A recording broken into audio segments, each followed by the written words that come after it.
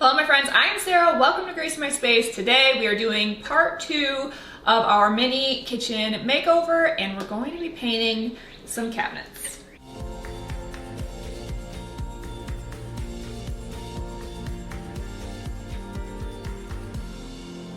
If you missed part 1, I just updated this backsplash for nothing but the cost of a quart of paint. And you can check out that video, I'll put it right up here for you. Today, we're gonna focus on the lower half. The goal of this part of the project is to tone down this super bright red and bring it more into kind of a lake cottage vibe. We're going to paint the cabinets and I'm gonna bring you along for the entire process, which will specifically teach you how to paint cabinets DIY style, but also specific to painting already painted cabinets. First step is a deep clean. The first step is to remove as many obstacles as possible. I always remove all of my hardware. I take out the drawers. I take off the cabinet doors. Removing the hinges is highly recommended, though I did not do that on the inside portion. It's much more difficult to paint around hinges than it is to take them off, so that is up to you. And then set up your workstation as best as possible. I do not have a lot of work surfaces, as many people don't, so do your best to set it up so that you can access the drawer fronts and the cabinet doors as best as possible, and then wipe them down very well with soapy water and dry them completely. Now, if you watched my tile backsplash painting tutorial, then you saw me use this deglosser in that project, and I'm going to do the same thing here. Since my cabinets are painted, I am deglossing them so that the surface can take the paint well and adhere well. Next, we're going to use a high adhesion primer and prime all of the surfaces. When I do the final finish coat, I'm going to show you a full tutorial on how I paint cabinet door fronts so that there is no brush strokes and has a professional finish. Last little bit of red. Say goodbye. Next up is your finish coat of paint. Make sure and check out the description for all of my favorite materials for painting cabinets, as well as the paint of choice that I'm using here. I like to use a very smooth mini roller for all of my drawer fronts and the cabinet fronts, and then I will brush the cabinet bases. When you're using a brush, it's especially important to use very light coats of paint. You do not want to glob it on heavily because it will cause drips, especially on those 90-degree corners where your brush may snag and then cause excess to drip over. Make sure you're watching out for those as you paint so that you can feather them out and avoid any unsightly drips in the end. First coat. I love the color. Love, love, love it. It's such a pretty kind of green blue. Perfect for this space. Perfect for lake life. This is a really fantastic example of why lighting matters when picking paint colors. The green door up here, see how green that looks? Exact same color as the blue lower cabinets. And there's just not direct sunlight hitting that, and there is direct sunlight hitting that. It looks like two completely different colors.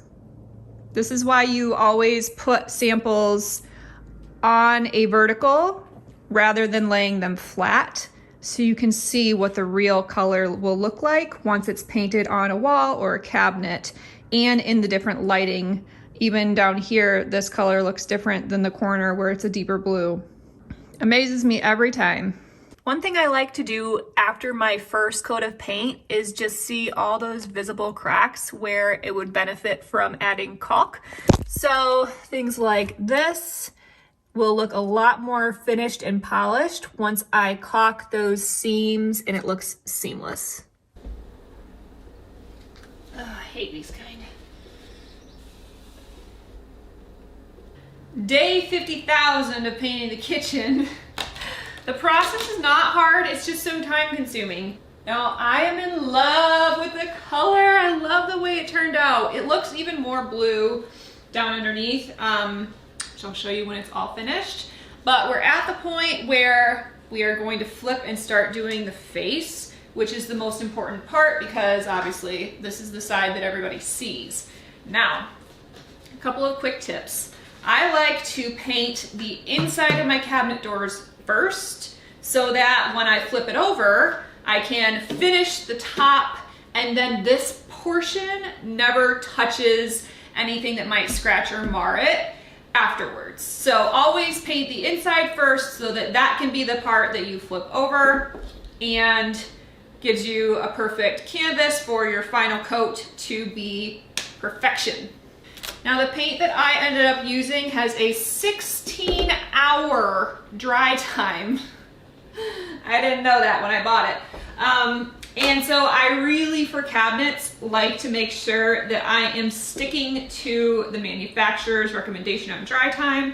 If I were to recoat this before that 16-hour mark, the moisture and the way that it dries would be impacted, which would result in either an imperfect finish or less durability. So waiting the 16 hours between every coat extends this project quite some time.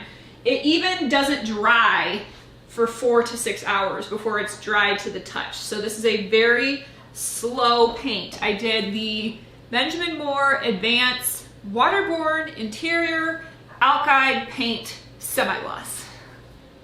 Longest name known to man. I'll link it in the description.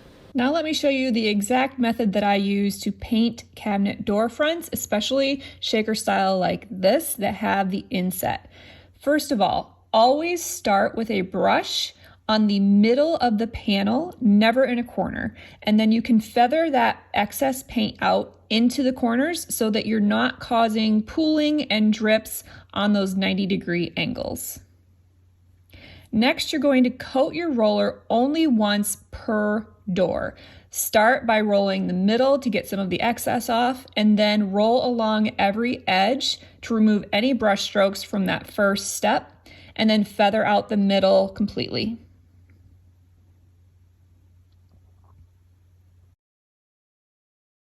Depending on the roller or the paint that you use, you might see air bubbles. Take a second and just lightly blow and they will disappear before your eyes. Without recoating your roller, go ahead and lightly roll along the top edges of the doors, making sure not to put excess pressure because that will cause drips down the edges. Then go ahead and lightly roll the edges as well, making sure not to put too much pressure to avoid any drips, and finish wherever you were holding last. And that, my friends, is all it takes. Make sure to do 2 finish coats, 3 if necessary, and then score along all of your tape edges so that you do not pull any of the paint off when you remove your tape. This gives the cleanest lines. Once you've waited the full dry time for your second coat, you can go ahead and reinstall things just to get them out of your way, but don't use your cabinetry until that final cure time has lapsed per the manufacturer's instructions. I like to just lightly put everything back together and then kind of keep everything pulled off and open so that it's not touching the cabinet base, and that way everything can cure nicely.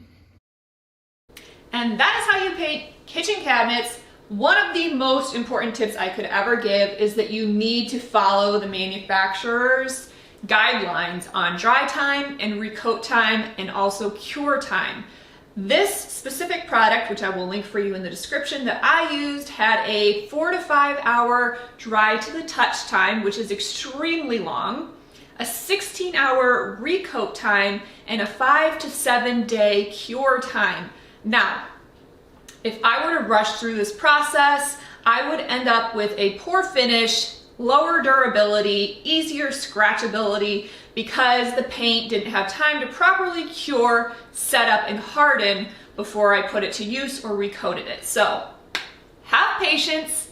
It's the hardest part of DIY, is the waiting. I love how it turned out. I used the color Smokestack Gray, which is a very chameleon color like I showed you earlier. Sometimes it looks like a deep soldier blue, sometimes it has green undertones.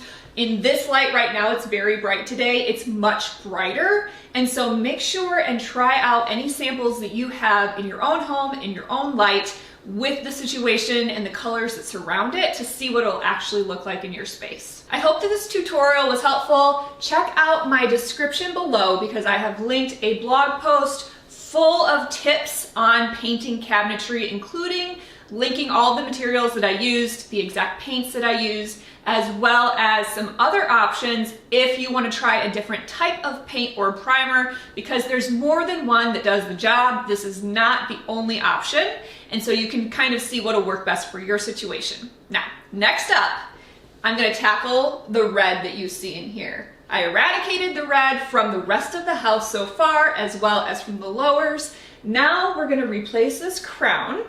I'm going to try a little something different, a little something more modern, and these side panels to the upper cabinets also have red on them, so I have to come up with something very creative to figure that out because I can't just sand it down. I'm pretty sure it's just particle board and it won't look good, so stay tuned. That's stage 3 of this project. If you missed stage 1, click right here and see how I painted the tile backsplash. And thank you so much for watching. I will see you next week.